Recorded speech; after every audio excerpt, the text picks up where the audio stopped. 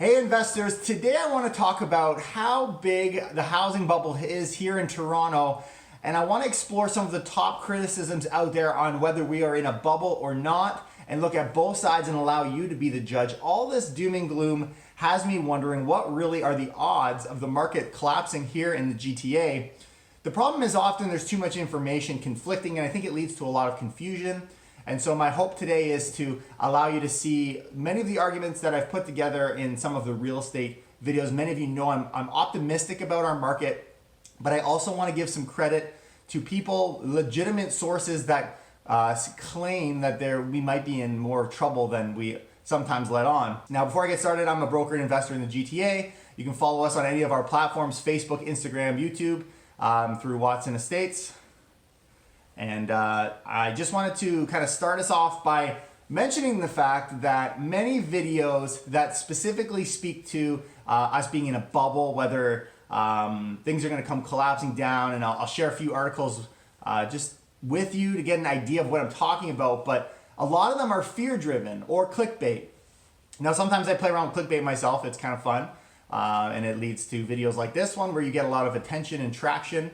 But if you don't do that, sometimes you're left in the dust, and so you're left with this decision on whether you should go all clickbait and negativity in your title to try and drive more comments. And I've had a lot of people get mad at me when I do that, but also it leads to a lot of views, a lot of comments, which drives a lot of traffic. So I wanted to highlight what this could look like. Why would this maybe be the case? And I think a lot of it comes down to human psychology, and we know that people are most driven by fear. And I would say myself as well. So being able to know what is my worst case scenario is very important to us. Of course, thumbnails and titles and clickbaits, all of those things play right into it. And the other thing is there's often no perception of conflict of interest.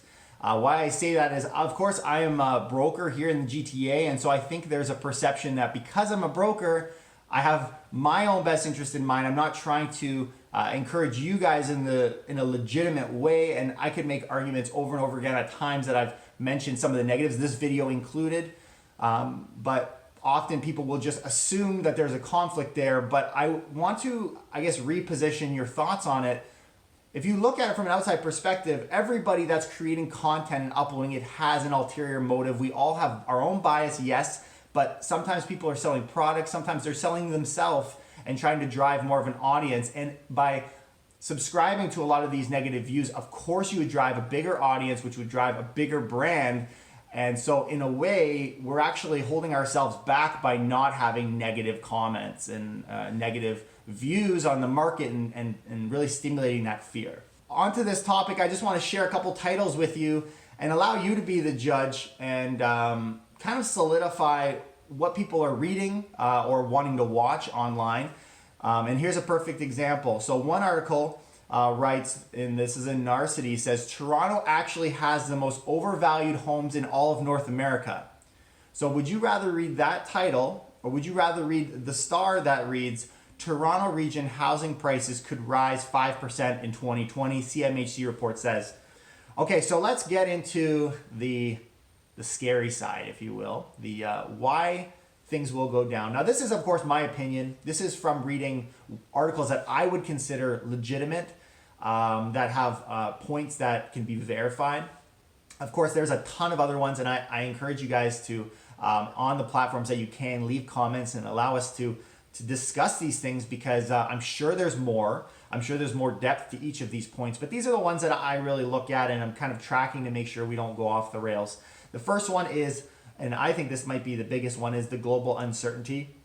I've done videos on the risks that we faced in the past, and just the trade tensions that we've had. I think we've seen that can influence things on a international scale. So in the event such as 2008, where we see the market come down, there is a very real chance that could happen, and a lot of people point to the fact that we've been in an extended bull market, which is a very legitimate point.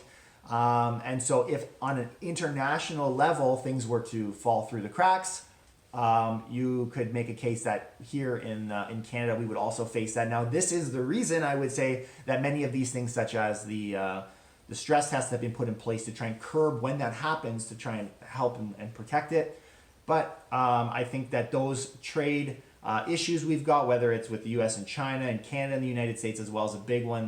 They've in principle agreed to trade deals, but who knows what can happen with that. And if that doesn't happen, then we could find ourselves in a little bit of turmoil. So that, I think, is a legitimate argument. Number two is recent price increases and unaffordability. I don't agree with this point, but there's a lot of people who would make the claim that because we've experienced such a high level of unaffordability, first off, but also a ridiculously quick recent price growth, therefore we have no place but down. And I think I can't see the fundamentals playing out in that. I just think it feels to me a lot more like a casino where you feel like everything's going up, so there's only a matter of time before it comes back down. It's a legitimate argument, but I can't see that, because my next response is to go back to the factors that I'm tracking. For example, some of the ones we've listed with supply and these challenges we're facing, and they just flash so much brighter in my eyes anyways to the price increases in the past and the historics. Number three is the sluggish economy. I think there can be an argument made for a weakness in the Canadian economy. In the 2019, I remember following the economy and it seemed as though things were doing pretty good.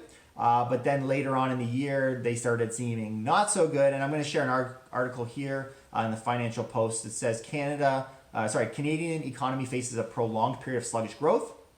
And the article talks about how it says, as a quote, "It's a return to sluggish growth that may become the new normal for a Canadian economy, seeing many of its engines of growth sputter from investment and exports to weakening consumption as the nation's households cope with high debt levels," which is where we're going to go in a second, is the debt levels. But all of this point here is that the economy is weak, which speaks specifically to a future decrease in interest rates, which I think we're going to see. It's also the reason we haven't increased interest rates, even though that would be ideal in an economy that would appear to be growing. But now that we're starting to see a little bit of red lights flashing as far as the economy goes, I think that just drives home the reason that we're seeing banks lowering their interest rates, and why we can expect a very good chance we can expect at least one or two decreases in interest rates over 2020. So speaking on number four is the household debt level. I've heard this argument ever since I started in real estate. So a while back now, I've been following this idea of debt levels.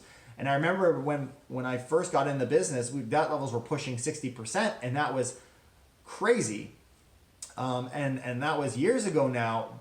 Nothing has gotten better. Our debt levels have gotten worse as far as personal debt levels. Now, I think if you wanted to make this argument, I think you need to look a lot closer, because, and I haven't researched it specifically for this video, but if this was a concern for you, one of the things I would want to know is what's the difference between household debt versus things like credit cards, which have higher rates. And I think curbing things like the stress test on household debt, some people would make the argument that that's not going to protect people from a collapse or an economic struggle on the credit card side, for example, or car loans or whatever, high interest rate credit. Whereas this is also backed by equity. So they're not all credit is supposed, in my opinion, should be treated equally. But it is a legitimate point that household debt levels are high. And so there's an article that was in the Financial Post as well saying Canadians' mountain of household debt is rising again. And what they say is the Bank of Canada, Stephen Pelosi, has warned that elevated household debt levels are the economy's biggest vulnerability, and one of the reasons he was reluctant to cut interest rates earlier this year. Now that article is in 2019. So this is one of the things the Bank of Canada is watching most closely. So as these levels increase, of course, clearly the Bank of Canada has its fingers on it.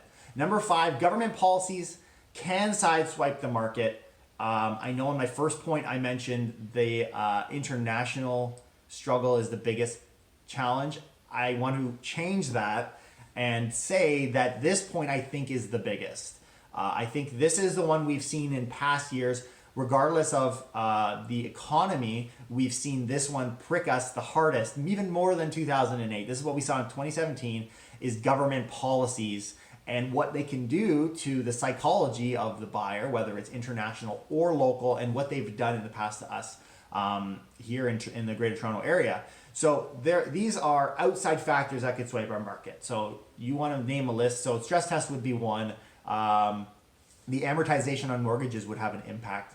They don't all have to be negative. Any of these adjustments, vacancy taxes, the stress test, decreasing interest rates, any of these adjustments that can happen policy-wise through whether it's the Bank of Canada or through the government and regulation and things like there's the new vision for 2020 to 2030 in Toronto. These all will impact where our city goes. And so I think as far as the risks of something happening to our housing market, I would totally agree that this is the biggest risk. And what's going to happen tomorrow is not completely known. And I guess that's where the fun lies, is having your finger on it, following content like this to get an idea of what the whispers are saying, and then trying to be predictive in your actions.